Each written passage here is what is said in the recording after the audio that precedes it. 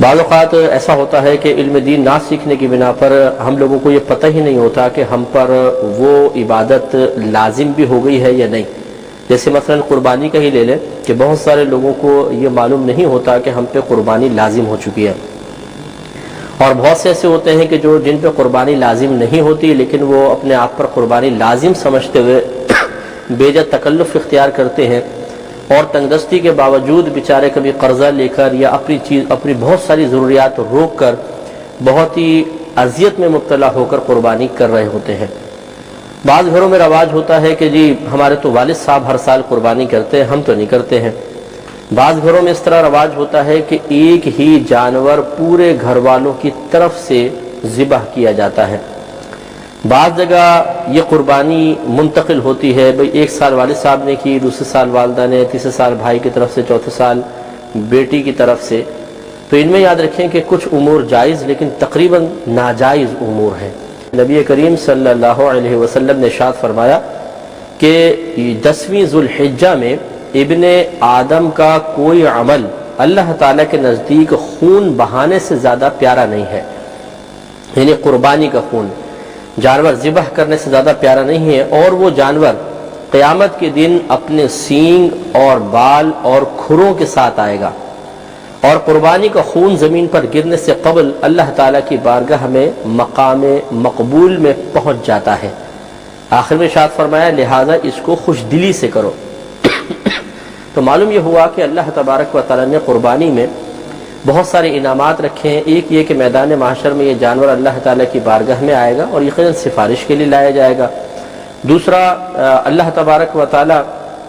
کی بارگاہ میں جب جانور کو ذبح کیا جاتا ہے، یعنی اللہ کی رضا کی خاطر ذبح کیا جاتا ہے،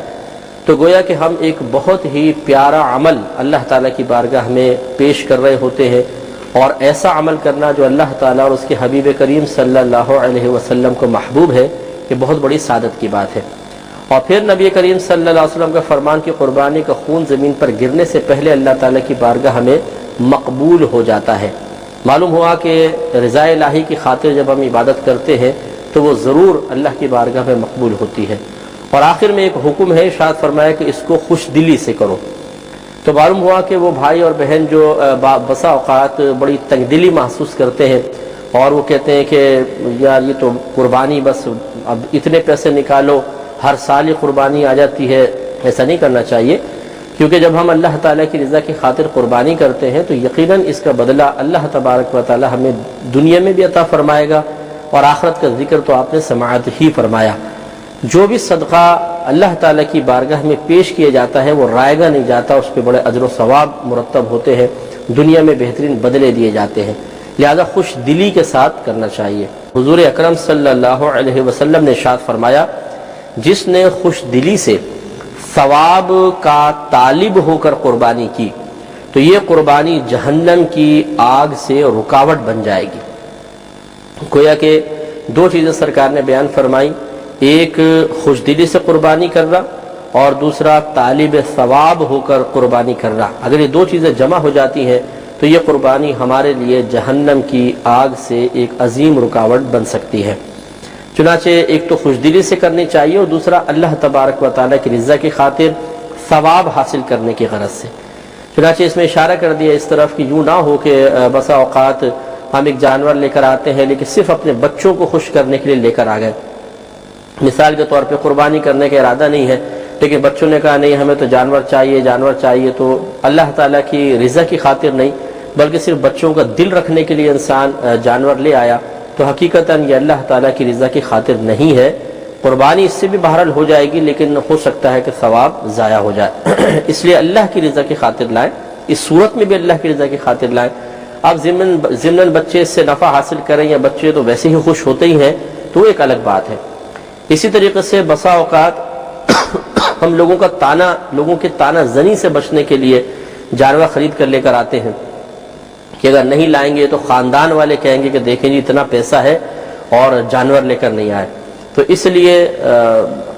لوگوں کے تانے سے بچنے کے لیے، صرف لوگوں کے تانوں سے بچنے کے لیے جو جانور ذبح کیا جائے گا یقیناً وہ اللہ تعالیٰ کی رضا کی خاطر نہیں ذبح کیا گیا. ہاں اگر دونوں نیتیں شامل ہیں، طالب ثواب ہو کر لے کر آئے ہیں لیکن کہیں ضمناً یہ خوف بھی ہے کہ اگر لوگوں ہم نہیں لائیں گے تو لوگ برا بھلا کہیں گے، ہم پہ طنز کیا جائے گا، وہ ایک الگ صورت ہے۔ اس میں پھر جتنا اللہ کی رضا کی خاطر ہم نے جانور لائے ہوں گے اتنا ثواب ملے گا، اور جتنا صرف لوگوں کو مطمئن کرنے کے لیے لے کر آئے ہوں گے، جتنا نیت کا حصہ اس میں شامل ہوگا اتنا ثواب ضائع ہو جائے گا۔ بعض اوقات ایسا ہوتا ہے کہ جانور لانے کا تو پہلے ہی ارادہ ہوتا ہے، لیکن بڑا جانور جان بوجھ کر لے کر آتے ہیں تاکہ لوگ جب دیکھیں تو پورے محلے میں واہ واہ ہو جائے، پوری کالونی میں، پوری مطلب ایریا میں واہ واہ ہو جائے کہ بھئی فلاں صاحب تو بہت بڑا جانور لے کر آئے ہیں، اور پھر جب دور دور سے لوگ آ کر اس کو دیکھتے ہیں شوق و ذوق سے تو اور زیادہ خوشی اور مسرت محسوس ہوتی ہے۔ تو صرف خوشی اور مسرت کا محسوس ہونا تو خیر کوئی برا نہیں ہے، ایک فطری تقاضا ہے، لیکن اصل امتحان نیت کا ہے۔ اگر انسان صرف اس لیے نیت کر رہا ہے، اس نیت سے لے کر آیا ہے کہ لوگ دیکھ کر اور واہ واہ کریں اور پھر مجھے پورے علاقے میں میرا نام مشہور ہو جائے، تو جتنا اس میں انسان کی نیت شامل ہوگی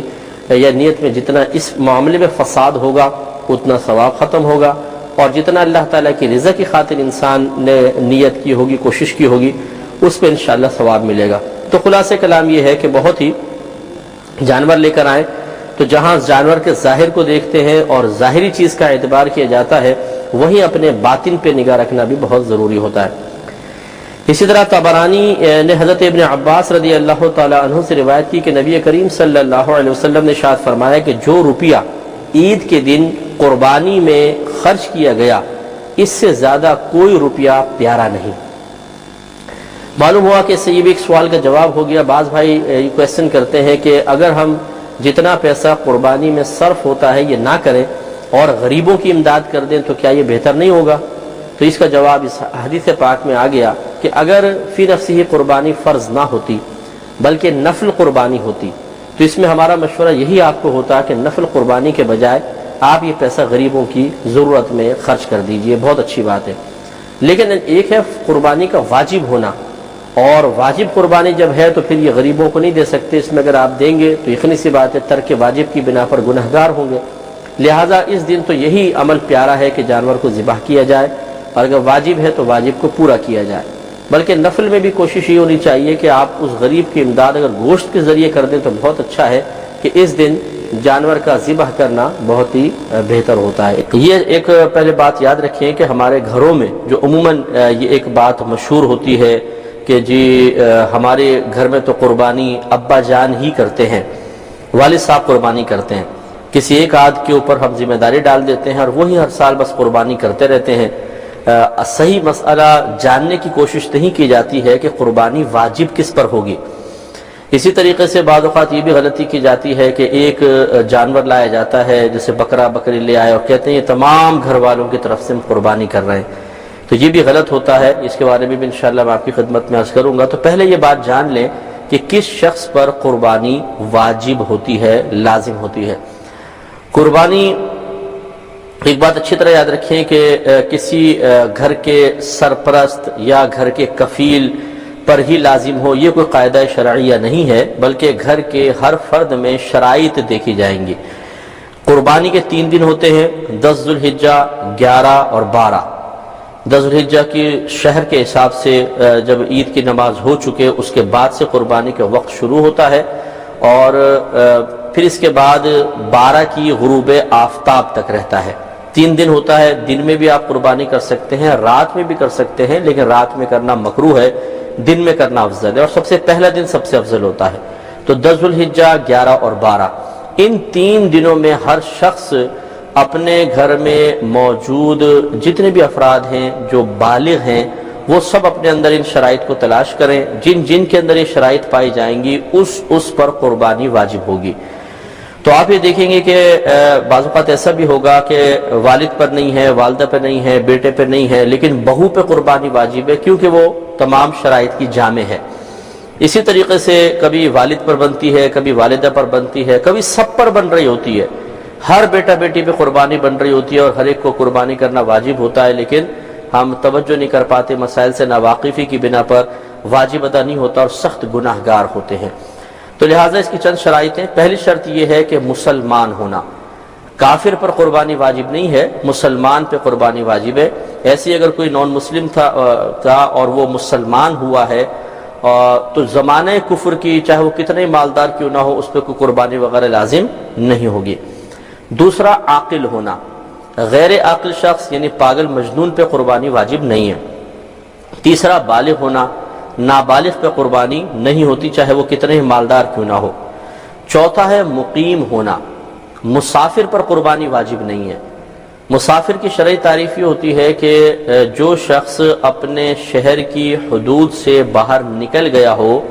اور ارادہ یہ ہو کہ کم از کم 92 کلومیٹرز دور جاؤں گا، تو جو اپنے شہر کی حدود سے باہر نکلا اس ارادے کے ساتھ کہ کم از کم 92 کلومیٹرز دور جانا ہے، وہ شرعی طور پہ مسافر بنتا ہے۔ اب اگر یہ سفر طے کرتا ہوا کسی شہر میں پہنچ گیا اور وہاں 15 دن سے کم ٹھہرنے کی نیت کی ہے تب بھی یہ مسافر رہے گا۔ ہاں اگر کسی شہر میں پہنچ کر پھر 15 دن یا اس سے زیادہ ٹھہرنے کی نیت کی تو یہ مقیم کہلائے گا۔ تو مسافر پہ قربانی واجب نہیں ہے، مقیم پر قربانی واجب ہے۔ لہذا اگر آپ اپنے گھر پہ ہی ہیں آپ مقیم کہلائیں گے، یا آپ سفر کر کے گئے کسی اور شہر میں اور وہاں پر آپ نے ایک ہی شہر کے اندر 15 دن یا اس سے زیادہ ٹھہرنے کی نیت کر لی ہے تو آپ مقیم بن گئے، اور مقیم پر قربانی واجب ہوتی ہے۔ لیکن جیسے کہ میں نے آپ کو بتایا یہ شرائط قربانی کے 3 دنوں کے اندر دیکھی جاتی ہیں، جس میں 3 دنوں کے اندر چاہے پہلے دن، چاہے دوسرے دن، چاہے تیسرے دن بھی کسی میں شرائط پائی جائیں گی اس پہ قربانی واجب ہوگی۔ تو نمبر 1 مسلمان ہونا، نمبر 2 عاقل ہونا، نمبر 3 بالغ ہونا، اور نمبر 4 مقیم ہونا۔ اس کے بعد 5واں ہے مالک نصاب ہونا۔ مالک نصاب تقریباً زکوٰۃ سے ملتا جلتا ہے لیکن اس میں تھوڑا سا فرق ہوتا ہے۔ مالک نصاب وہ شخص کہلائے گا جس کے پاس 7.5 تولہ سونا یا 52.5 تولہ چاندی یا اتنا کیش روپیہ ہو جس سے وہ 52.5 تولہ چاندی خرید سکتا ہو۔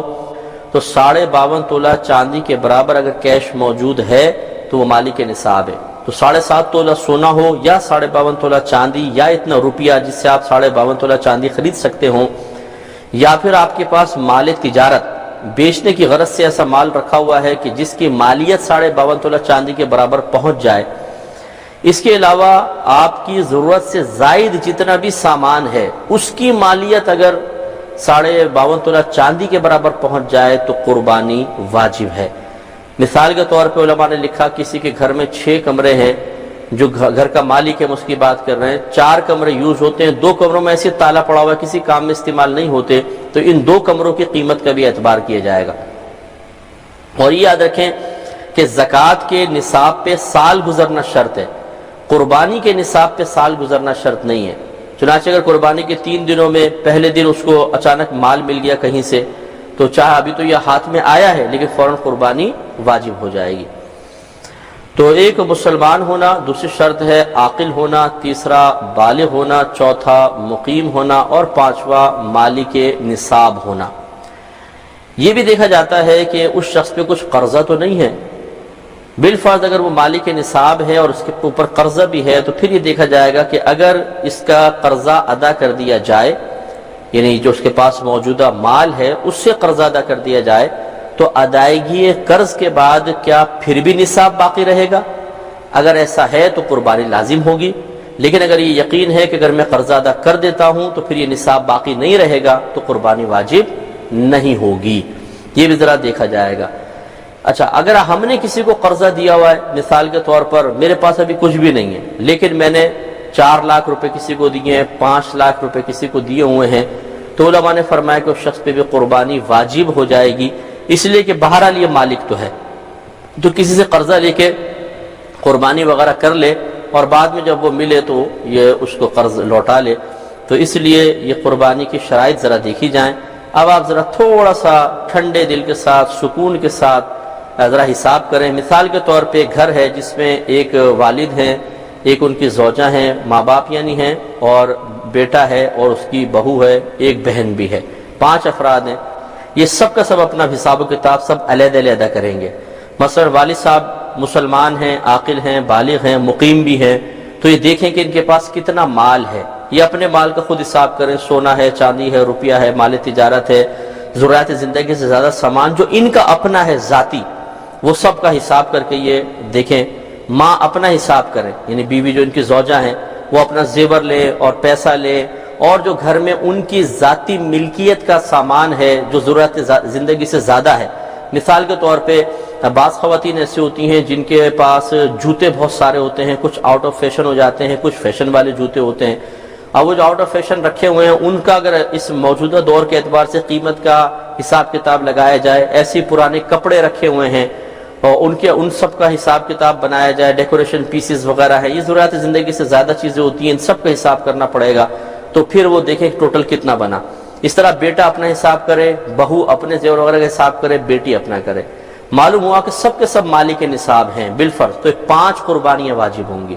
اب یہ نہیں کہ وہ فوراً ابا جان آپ تو کرتے ہیں ماشاءاللہ آپ ہی کریں، ہر سال آپ ہی کرتے ہیں، ٹھیکہ ہم نے آپ کو دیا ہوا ہے اور ابا جان قربانی کا بکرا بنے ہوئے ہیں، یہ غلط طریقہ ہے۔ ہر شخص اپنی اپنی قربانی خود کرے گا۔ یہ الگ بات ہے کہ وہ پیسے دے دیں، والد صاحب سب کا جانور لے آئیں یا ایک گائے لے آئیں، اس میں ساروں کے حصے ہو جائیں، وہ الگ مسئلہ ہے، لیکن بہرحال قربانی سب اپنی اپنی کریں گے جو مالک نصاب ہوگا۔ تو جتنے سننے والے ان سے گزارش ہے کہ اپنا حساب و کتاب کریں اور دیکھیے کہ آپ پہ قربانی بن رہی ہے یا نہیں بن رہی۔ ایک ضروری مسئلہ یہ بھی یاد رکھیں کہ جو حاجی صاحبان ہوتے ہیں جو حج قران کر رہے ہوں یا حج تمتع کر رہے ہوں، ان پر ایک تو حج کے شکرانے کے طور پہ قربانی واجب ہوتی ہے، وہ چاہے کوئی مالک نصاب ہو یا نہ ہو ان کو کرنی ہی ہوتی ہے، اور اگر وہ بالفرض مقیم بھی ہیں اور مالک نصاب بھی ہیں تو عید الاضحیٰ کی قربانی علیحدہ ان پر واجب ہوگی۔ اس لیے ذرا اچھی طرح دیکھ لیں کہ اگر انہوں نے مکہ المکرمہ میں 15 دن یا اس سے زیادہ ٹھہرنے کی نیت کی ہے اور وہ مطلب اتنا ان کا اسٹے ہے، مکے میں کنفرم بنتا ہے، اس کے بعد فلائٹ وغیرہ ہے، تو وہ مقیم بنیں گے، اور مقیم کے اوپر اگر وہ مالک نصاب بھی ہو تو عید الاضحیٰ والی الگ قربانی ہوگی۔ تو بعض حاجی صاحبان اس میں ذرا تذبذب کے عالم میں آ جاتے ہیں کہ ہم نے قربانی کی تو ہے، تو وہ تو حج کے شکرانے کی قربانی ہے جو آپ پر علیحدہ واجب ہے، اس کا عید الاضحیٰ کی قربانی سے کوئی تعلق نہیں ہے۔ لہذا جو حاجی صاحبان مسافر نہ ہوں، مقیم ہوں اور مالک نصاب ہوں، باقی تمام شرائط بھی پائی جائیں، تو ان پہ بہرحال قربانی واجب ہوگی، اس کا تھوڑا سا دھیان رکھا جائے۔ چنانچہ یہ شرائط ہر شخص اپنے اندر دیکھے، اگر اس میں شرائط ان کو نظر آ جاتی ہیں کہ جس میں ہیں اس پہ قربانی واجب ہوگی۔ یہ بھی عرض کر دوں کہ جو بالفرض کسی نے یہ مسائل سنے کہ ہم پہ قربانی، یہ تو شرائط ہم میں پائی جا رہی ہیں، پچھلے سال بھی تھیں، اس سے پچھلے سال بھی تھیں اور قربانی واجب ہو گئی تھی، لیکن آپ نے قربانی نہیں کی، تو سب سے پہلے تو اللہ تعالیٰ کی بارگاہ میں اس کم علمی اور لا علمی کی توبہ کریں، کیونکہ ان مسائل میں جہالت و عذر نہیں ہے، ہر ایک کو مسئلہ سیکھنا چاہیے تھا۔ دوسری بات یہ ہے کہ قربانی کی قضا نہیں ہوتی ہے، یعنی قربانی کی قضا مطلب کہنے کا مطلب یہ ہے کہ آپ جیسے آپ یہ سوچیں اب چلو پچھلے 4 سال قربانی نہیں کی تو اس سال ہم 4 حصے گائے کے اندر ڈال کر پچھلے سال کی قربانی کی قضا کر لیں، ایسا نہیں ہوتا ہے۔ جو قربانی نکل گئی اس کی جگہ آپ کو یا تو جانور خریدا ہو تو اس کو زندہ صدقہ کر دیں کسی کو، یا اتنی قیمت جتنے کا ایک حصہ بن رہا ہو، یا ایک بکرا اگر آپ چاہیں تو چاہے گائے کا حصے کے برابر رقم دے دیں، اور چاہیں اگر آپ کے استطاعت اللہ نے دی ہے تو پھر ایک بکرے کی قیمت دے دیں۔ بہرحال پچھلے سال جتنی بھی قربانی نکلی ہے اس کے کفارے کے طور پر جتنی قربانیاں ہیں اتنی قربانیوں کے پیسے آپ کو صدقہ کرنے ہوں گے، یہ واجب ہے، یہ ادا کر دیں گے تو انشاءاللہ توبہ کے ساتھ اگر کریں گے تو کفارہ بھی ادا ہو جائے گا، اور انشاءاللہ آپ کے نام اعمال سے گناہ بھی ہٹا دیا جائے گا۔ تو یہ تھوڑا سا شرائط سب سے پہلے آپ دیکھ لیں، شرائط دیکھنے کے بعد پھر آپ اگر جانور خریدنا چاہیں تو آپ ضرور جانور لیں۔ بہتر یہ ہوتا ہے کہ وقت سے پہلے جانور لے کر اس کو اپنے پاس پالا جائے، چارہ وارہ کھلایا جائے، موٹا تازہ کیا جائے، یا پھر آپ آخری ٹائم میں جب لینا چاہیں تو لے لیں، فربا جانور ذرا لیں، موٹا تازہ لیں تو یہ زیادہ بہتر ہے۔ لیکن شو بازی نہیں ہونی چاہیے، ریاکاری نہیں ہونی چاہیے، فخر نہیں ہونا چاہیے، مقابلے بازی نہیں ہونی چاہیے۔ اللہ کی رضا کی خاطر آپ جانور لائیں اور قربان کریں۔ قربانی کے جانور مخصوص ہیں، ہم اپنے پاس سے کوئی اضافہ نہیں کر سکتے ہیں۔ مثلا اونٹ، اونٹنی، گائے، بیل، بھینس، بھینسا، بکرا، بکری، دمبا، دمبی، بس یہ قربانی کے جانور ہیں، سمجھ لیجئے، اس کے علاوہ کوئی جانور نہیں ہے۔ ہاں جو ان کی نسل سے ہوں یا ان کی نوع سے ہوں، مثال کے طور پہ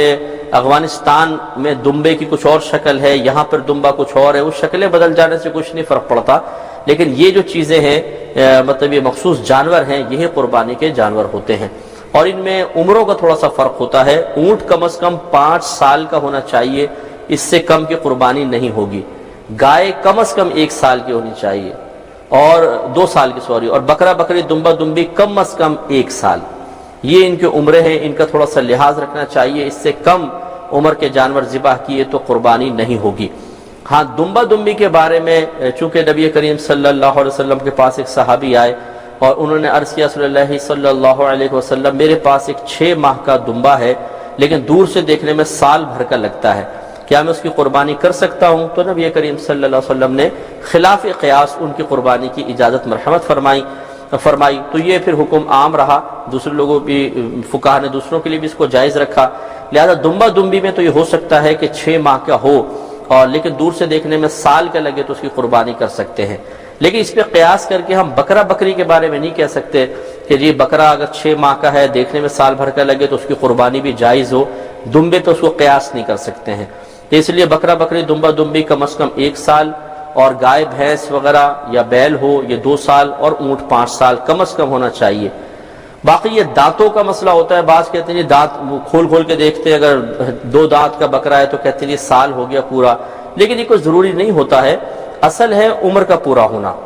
بعض اوقات جس کو ہم کھیری بکرا کہتے ہیں، چھوٹے چھوٹے دانت ہوتے ہیں، اس کے لمبے دانت نکلتے نہیں ہیں اور کنفرم وہ سال بھر کا ہو چکا ہوتا ہے، مثلا آپ نے گھر میں پالا ہے، اس کے لمبے دانت نکلے ہی نہیں ہیں، بڑے دانت چھوٹے دانت ہیں، اور آپ جانتے ہیں کہ 1 سال سے ہم تو چارہ کھلا رہے ہیں، تو اب یہ نہیں ہے کہ اس کے دانت چونکہ نہیں نکلے تو اس کی قربانی نہیں ہو سکتی ہے، نہیں، بل اصل چیز عمر ہے، دانت نہیں۔ لیکن چونکہ ہمیں عمر کا اندازہ نہیں ہوتا اور منڈی والے ایک سے ایک ماسٹر آیا ہوتا ہے جھوٹ میں ماہر، بیسن کھلا کے وہ ان کے پلا کے بکروں کے پیٹ موٹے کر رکھے ہوتے ہیں، گیس بھری پڑی ہوتی ہے، ہم سمجھتے ہیں گوشت سے موٹا ہو رہا ہے۔ تو اب اس قسم کے لوگ جب موجود ہوں گے مارکیٹ میں تو لازم سی بات ہے کہ پھر شک پیدا ہوتا ہے، تو یہ ظاہری علامت مقرر کر دی گئی ہے کہ 2 دانت کا بکرا ہو، 4 دانت کی گائے ہو تو پھر ہم اس پہ اعتماد کریں گے، تو بہرحال یہ ظاہری علامات مقرر کر سکتے ہیں جب خریدنے ہوں تاکہ آپ دھوکے سے اور فراڈ سے بچ سکیں، لیکن جب آپ نے گھر میں پالا ہو یا کوئی آپ کا قریبی بہت ہی اچھا جاننے والا ہے، وہ سچ آپ کو پتہ ہے کہ جھوٹ نہیں بولے گا، وہ اگر کہتا ہے کہ یہ بڑے دانت اس کے نہیں نکلے لیکن سال بھر کا ہو گیا، تو آپ اس کے قول پہ اعتماد کر کے اس کی قربانی کر سکتے ہیں، کیونکہ اصل عمر ہے، دانت نہیں۔ دانت تو اس عمر کا اندازہ کرنے کے لیے ہیں، اس لیے سال بھر کا ہونا ضروری ہے۔ اور جیسے کہ میں نے عرض کیا کہ یہ قربانی کے جانور مخصوص ہیں، ہم اپنے پاس سے کچھ اور ذبح نہیں کر سکتے، لہذا ایسا نہیں ہو سکتا کہ کوئی خرگوش کو قربان کر رہا ہے، کوئی بکرے کو مرغے کو لے کے قربان کر رہا ہے کہ جب ہم اس کی قربانی کریں گے، تو ٹھیک ہے اللہ کی رضا کی خاطر کرنا چاہیں تو ثواب ملے گا، لیکن جو شرعی طور پہ قربانی کا وجوب ہے وہ ادا نہیں ہوگا، بلکہ اگر آپ نفلی قربانی بھی کریں گے، بکرا مرغہ ذبح کر دیا تو جو قربانی کا ثواب ہے بہرحال وہ ان مرغوں سے یا خرگوشوں سے حاصل نہیں ہوگا۔ یہ بھی یاد رکھیں کہ ان میں کچھ حصہ داریوں کا مسئلہ بھی ہوتا ہے، اونٹ میں 7 حصے دار ہو سکتے ہیں، اسی طرح گائے بیل بھینسا میں بھی 7 حصے دار ہو سکتے ہیں، لیکن بکرا بکری دمبا دمبی میں کوئی حصے دار نہیں ہو سکتا، ایک آدمی کو اپنی طرف سے ہی ادا کرنا ہوگا۔ لہٰذا اگر بالفرض ایسا کسی نے کیا کہ ایک آدمی ہے غریب، اس نے کہا یار میرے پاس 15,000 ہے، دوسرے نے کہا میرے پاس 12,000 ہے، چلو دونوں بھائی ملا کر ایک بکرا لے آتے ہیں اور ہم دونوں اپنی طرف سے کر لیں گے، آدھا تم لے لینا کاٹ کے، آدھا میں لے لوں گا، تو ان دونوں نے پیسے ملا کے بکرا لائے اور دونوں کے اپنے نام کی قربانی کی، تو کسی کی بھی قربانی نہیں ہوگی، کیونکہ بکرا ایک آدمی کی طرف سے ایک ہی ہو سکتا ہے، اس میں 2 حصے دار نہیں ہو سکتے ہیں۔ اس مسئلے سے وہ بھائی بہن بھی ذرا درس حاصل کریں کہ بعض وقت گھر میں ایک بکرا آتا ہے اور وہ نیت یہ کرتے ہیں کہ ہم سب کی طرف سے ایک بکرا، تو وہ کسی کی بھی طرف سے نہیں ہوتا ہے۔ یاد رکھیں کہ جس پر قربانی واجب ہے، جیسے شرائط جس میں پائی جائیں ہم نے بتایا، اسے قربانی ضرور کرنی ہوگی۔ یہ نہیں ہو سکتا کہ وہ کہے کہ اس سال میں نہیں کرتا ہوں دوسرا کر لے، جیسے ہمارے ہاں ہوتا ہے عموماً گھروں کے اندر کہ اس سال کس کی باری ہے؟ ابا جان کی۔ نیکسٹ ایئر آتے تو ابا جان کہتے ہیں پچھلے سال تو میں نے کی تھی، اس سال میں بیوی کی طرف سے کر دیتا ہوں، ان کی ہو گئی، اس سے اگلے سال بیٹے کی، اس سے اگلے سال بیٹی کی۔ لیکن بالفرض ہر سال والد صاحب ہی مالک نصاب ہوتے ہیں اور کوئی بھی نہیں ہوتا، تو یاد رکھیں پہلے سال تو والد صاحب نے کی، واجب ادا ہوا، دوسرے سال بیوی کی طرف سے کی، ان پہ واجب بالفرض نہیں تھی، تو ان کی طرف سے نفلی ہوگی، اور واجب چونکہ والد صاحب پہ تھی اور انہوں نے نہیں کی ہے تو یہ گناہ گار ہوں گے۔ تیسرے سال پھر اگر والد صاحب پہ واجب تھی لیکن بیٹے کی طرف سے کر دی، وہ نفل ہوئی، واجب ابھی تک باقی رہا، یہ گناہ گار ہوں گے۔ تو اس لیے یہ شرعی مسئلے کو ہم بہت ہی دائرہ ادب میں رہ کے آپ سے گزارش کرتے ہیں کہ شرعی مسائل کو کھیل نہ بنایا جائے، ان کو تباہ آزمائی کا ذریعہ نہ بنایا جائے، اپنی مہارت اور ذہن کی صلاحیت کی آزمائش کا ذریعہ نہ بنایا جائے،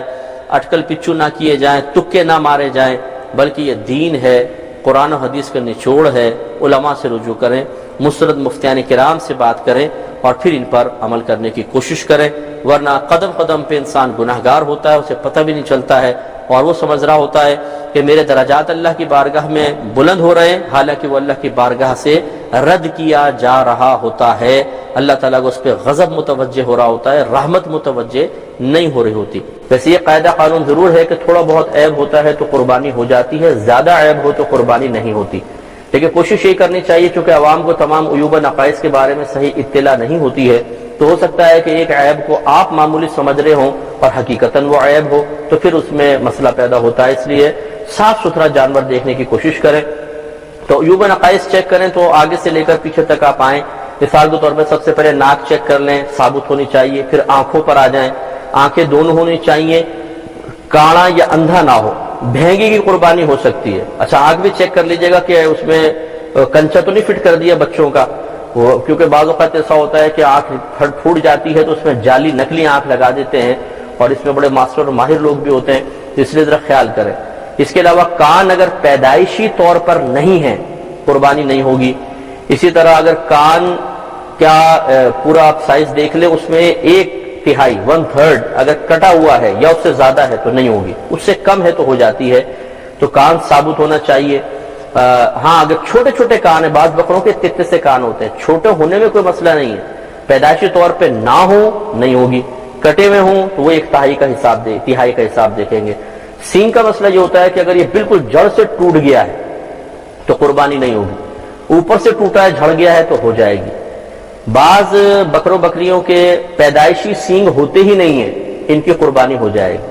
کان میں اور سینگ میں فرق ہے، کان پیدائشی نہ ہو نہیں ہوگی، سینگ پیدائشی طور پہ نہ ہو جائے گی۔ دم چیک کر لیجئے گا، بعض اوقات تھوڑا سا کھینچ کر دیکھ لیں، ایسا نہیں ہو کیرل لائٹ سے جوڑی ہو۔ ہمارے استاد صاحب نے ایک واقعے میں بتایا تھا کہ وہ بچے لے کر آ گئے، وہ بھاگا تو اس کو دم پکڑ لی، دم ہاتھ میں رہ گئی، بکرا غائب، پتہ چلا کہ جی وہ تو ایرل لائٹ سے جوڑی گئی تھی، دم کٹی ہوئی تھی۔ تو اس لیے دم بھی چیک کر لیں، پھر پیر کھر وغیرہ دیکھیں، تھوڑے بہت کھر تو گھس جاتے ہیں، اس سے کوئی فرق نہیں پڑتا، تھوڑا بہت وہ اوپر کی اس کی کھر کی اوپر کی سطح چڑک جاتی ہے، اس سے کوئی فرق نہیں پڑتا ہے، لیکن پیر بہرحال ثابت ہونے چاہیے، لنگڑا نہ ہو۔ اگر بکری یا گائے لینا چاہتے ہیں تو تھن بھی چیک کر لیں کہ پورے صحیح اس کے تھن ہونے چاہیے، خشک نہ ہو۔ فقہاء نے لکھا ہے کہ بکری کے دونوں تھن درست ہونا ضروری ہے، ایک خشک ہو ایک صحیح ہے نہیں ہوگی۔ گائے کے کم از کم 3 تھن درست ہونے چاہیے، ایک خشک ہو جائے گی، لیکن 2 خشک ہیں 2 صحیح ہیں نہیں ہوگی، اس لیے اچھی طرح اس کو بھی چیک کرنا چاہیے۔ اور بوقت ذبح اگر جانور اچھلا اور وہ سینگ ٹوٹ گیا اس کا، یا بھاگی تھی گائے، ذبح کے وقت کی بات کر رہے ہیں، اور کوئی اس میں عیب پیدا ہو گیا، تو یاد رکھیں چاہے غنی ہو چاہے فقیر، ان دونوں کے لیے اب اس جانور کو ذبح کرنا جائز ہے۔ کوئی ضرورت نہیں ہے کہ آپ نیا جانور لے کر آئے، بلکہ بوقت ذبح جو عیب پیدا ہوتا ہے وہ بالکل سب کے لیے معاف ہوتا ہے۔ ایک مسئلہ تو یہ ہو گیا۔ اب تھوڑا سا اس پہ آ جاتے ہیں کہ مثال کے طور پہ بعض اوقات بکرے یا گائے لے کر آتے ہیں، چوری ہو جاتے ہیں۔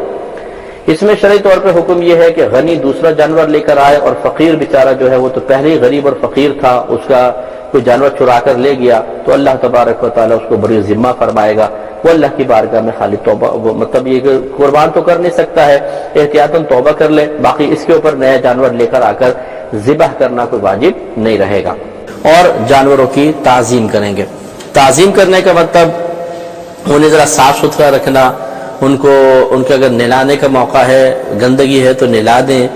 ان کو اچھا ہار وغیرہ پہنا کے رکھیں خوبصورت سے،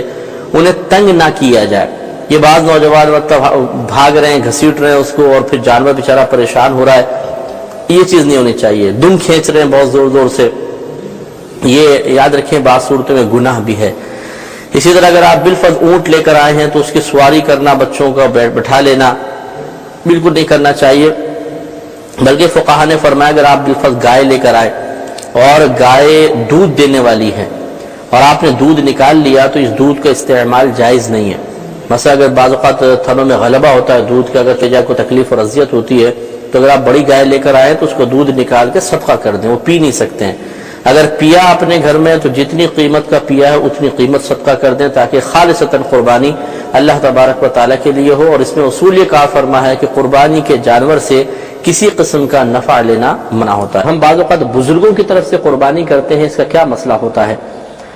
دیکھیے، بزرگوں کی طرف سے قربانی کرنا مستحب ہے. حضرت علی رضی اللہ تعالی عنہ ایک مرتبہ جانور ذبح کر رہے تھے تو آپ نے ارشاد فرمایا کہ مجھے نبی کریم صلی اللہ علیہ وسلم نے وصیت فرمائی تھی کہ اے علی ہماری طرف سے ہر سال ایک جانور ذبح کرنا. تو چونکہ خود نبی کریم صلی اللہ علیہ وسلم نے وصیت فرمائی تو حضرت علی کرم اللہ وجہہ الکریم نبی کریم صلی اللہ علیہ وسلم کی جانب سے قربانی کر رہے تھے. تو معلوم یہ ہوا کہ بزرگوں کی طرف سے قربانی کرنا افضل ہے. لیکن اس میں یہ بات ضروری ہے کہ اس پہ توجہ کی جائے کہ اگر ہم پر قربانی واجب ہے تو پہلے ہمیں اپنی طرف سے تو کرنی ہی ہوگی. ہاں اگر زائد حصے ہیں تو پھر آپ یقیناً بزرگوں کی طرف بھی منسوب کر سکتے ہیں. لیکن ایسا نہیں کر سکتے کہ مثال کے طور پہ مجھ پہ قربانی واجب ہے، میں سوچوں چلو میں اپنی طرف سے نہیں کرتا ہوں، اس دفعہ قربانی نبی کریم صلی اللہ علیہ وسلم کی جانب سے کر دیتا ہوں. تو اس پر یقیناً نبی کریم صلی اللہ علیہ وسلم کی جانب سے کرنے پر ثواب کا ترتب تو ہوگا، لیکن چونکہ میں نے واجب ادا نہیں کیا، مجھ پہ تو واجب تھی تو میں گناہگار بھی ہوں گا. تو اس لیے بہتر یہ ہے کہ سب سے پہلے یہ دیکھیں کہ ہم پر واجب ہے کہ نہیں. واجب ہے تو اپنی طرف سے تو کرنا ہی ہوگا. اب اگر اللہ تعالیٰ نے آپ کو مزید وسعت عطا فرمائی، ہمت عطا فرمائی تو ضرور بزرگوں کی طرف سے کریں، اس میں بڑا ثواب ہے اور بڑا فیض حاصل ہوتا ہے. یہ ہو سکتا ہے کہ آپ مثال کے طور پہ ایک گائے لائیں،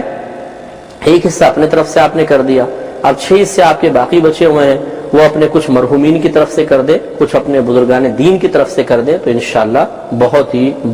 برکت کی امید ہے. کسی شخص نے ہمارے پاس کوئی امانت رکھوائی ہو اور وہ امانت رکھوا کے باہر چلا گیا، اب قربانی کے دن آ گئے، تو کیا ایسا ہو سکتا ہے کہ ہم اس کے پیسوں سے قربانی کر لیں اور پھر جب ہمارے پاس پیسے آئیں تو وہ امانت واپس رکھ دی جائے؟ دیکھیے، ایسا کرنا شرعاً جائز نہیں ہے. جس شخص کے پاس قربانی کے پیسے نہیں ہیں یا وہ تنگ دست ہے تو امانت کے پیسوں سے قربانی نہیں کر سکتا، بلکہ کرے گا تو گناہگار ہوگا. کہ ایک صحابی نے عرض کیا رسول اللہ صلی اللہ علیہ وسلم میں کوئی جانور کا قربانی کا جانور نہیں پاتا ہوں، لیکن کسی نے میرے پاس بطور امانت ایک جانور رکھوایا ہوا ہے، کیا میں اسی کو ذبح کر لوں؟ تو سید دو عالم صلی اللہ علیہ وسلم نے فرمایا کہ نہیں، تم 10 دن تک، قربانی کے ابتدائی 10 دنوں تک اپنے ناخن اور بال مت کاٹو، اسی میں اللہ تعالیٰ تمہاری قربانی قبول فرما لے گا. تو آپ دیکھیں کہ نبی کریم صلی اللہ علیہ وسلم نے امانت والے جانور جو بطور امانت رکھوایا ہوا تھا اس کی قربانی سے منع فرمایا، لہذا ایسا ہرگز نہ کیا جائے، کریں گے تو گناہگار ہوں گے. کیا قربانی کا گوشت کسی غیر مسلم کو دے سکتے ہیں؟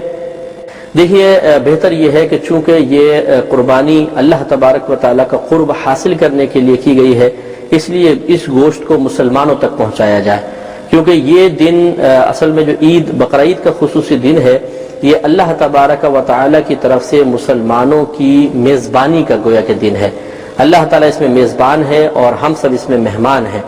اسی لیے اس دن روزہ رکھنا مکروہ تحریمی ہے، کیونکہ اگر ہم روزہ رکھیں گے تو گویا کہ اللہ تبارک و تعالیٰ نے جو ہماری دعوت کا ایک اہتمام فرمایا ہے اس سے روگردانی کرنا لازم آئے گا. تو جب اللہ تعالیٰ نے مسلمانوں کی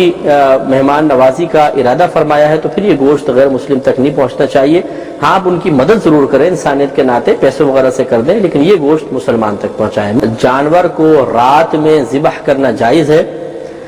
دیکھیے، قربانی کے 3 دن ہوتے ہیں، 10 ذوالحجہ، 11 اور 12. ان 3 دنوں میں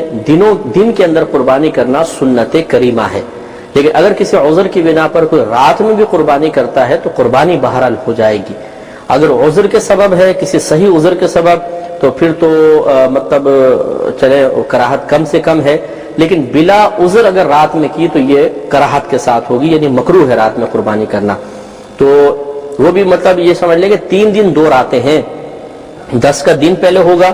پھر 11 کی رات، پھر 11 کا دن، 12 کی رات، پھر 12 کا دن. 3 دن 2 راتیں. لیکن یہ نہیں ہو سکتا کہ تیسرے دن گزرنے کے بعد، غروب آفتاب کے بعد ہم رات میں قربانی کر رہے ہوں کہ تیسرے دن یعنی 12 کے غروب آفتاب کے بعد تو قربانی کا وقت ہی ختم ہو جاتا ہے. لہذا اس چیز کا ضرور اچھی طریقے سے دھیان رکھا جائے کہ اگر کسی شخص کا انتقال ہو جاتا ہے اور اس پر اس قربانی باقی رہ گئی تھی، وہ اپنی زندگی میں نہیں کر سکا تھا، تو اب ورثاء کے لیے کیا شرعی حکم ہوگا؟ دیکھیے مسئلہ یہ ہے کہ اگر واقعی یہ کنفرم ہے کہ ان پہ قربانی واجب تھی اور وہ اپنی زندگی میں قربانی ادا نہیں کر سکے، تو اس میں پھر حکم شرع یہ ہوتا ہے کہ اس کو میت کے ترکے سے ادا کیا جائے گا۔ تو جو میت نے مال چھوڑا ہے اس میں بالترتیب 4 قسم کے حقوق وابستہ ہو جاتے ہیں۔ سب سے پہلے تو اس سے میت کی تجہیز و تکفین کی جائے گی،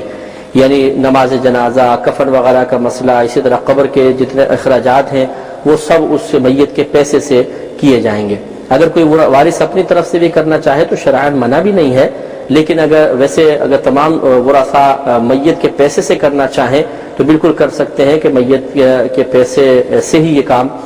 کرنا، سمجھ لیں میت کے ترکے میں یہ سب سے پہلی چیز شامل ہوتی ہے کہ اس سے تجہیز و تکفین کی جائے۔ دوسرا ہوتا ہے اگر میت نے کوئی میت پہ قرضہ وغیرہ ہے کسی کا بھی، تو اس قرضے کو ادا کرنا۔ اب یہ قرضہ 2 طرح کا ہو سکتا ہے، ایک مخلوق کا قرضہ ہے، ایک خالق کا قرضہ ہے۔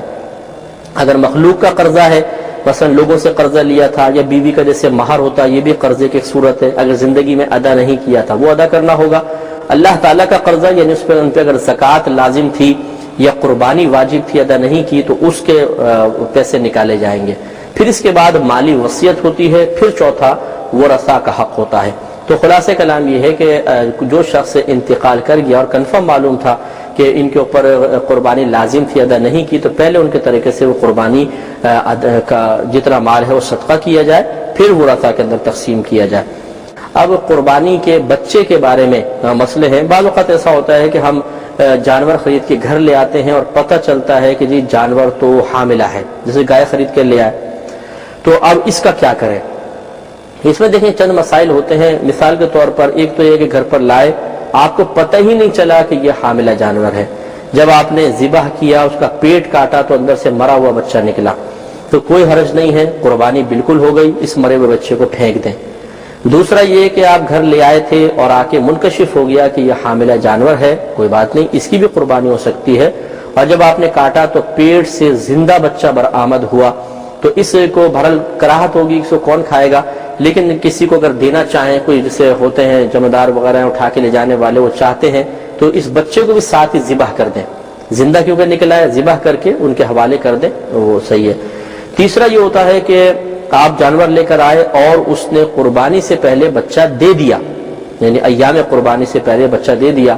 تو اب یاد رکھیں کہ جب ماں کو ذبح کریں گے تو ساتھ ہی بچے کو بھی ذبح کرنا واجب ہوگا۔ ایسا نہیں کر سکتے کہ ماں کو قربان کر لیا اور بچے کو پال لیا، ایسا نہیں کر سکتے، لہذا بچے کو بھی ذبح کریں گے۔ چوتھی صورت یہ ہے کہ مثال کے طور پہ قربانی نے پہلے بچہ دے دیا اور کسی نے قربانی کے ساتھ اسے ذبح نہیں کیا بلکہ روک لیا حتیٰ کہ قربانی کے دن گزر گئے،